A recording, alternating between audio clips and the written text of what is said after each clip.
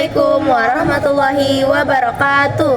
Halo semuanya, selamat datang di podcast kita hari ini. Aku Cindy. Dan aku Ica. Hari ini kita bakal membahas tentang topik yang menarik banget nih, yaitu tentang kesenjangan ekonomi Kota Semarang dan Desa Wonosobo.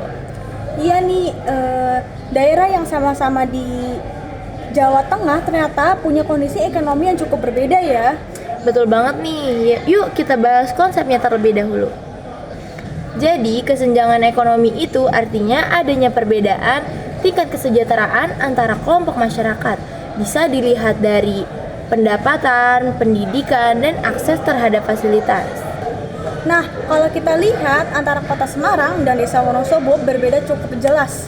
Semarang sebagai kota besar mempunyai banyak lapangan kerja, pusat industri, dan pendidikan yang lebih lengkap.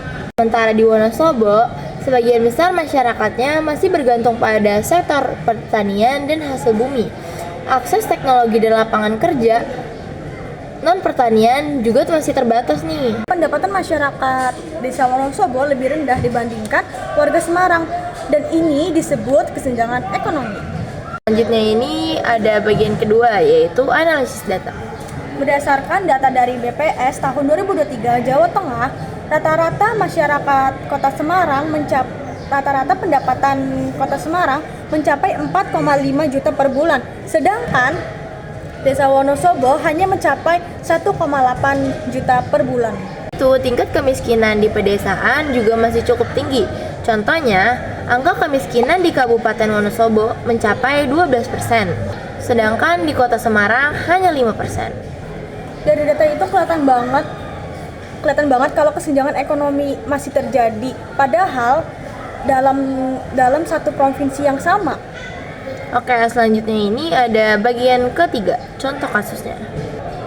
Oke, misalnya gini, di Semarang banyak anak muda yang bisa bekerja di pabrik, kantor, atau bahkan buka bisnis online karena akses internet dan modal yang mudah.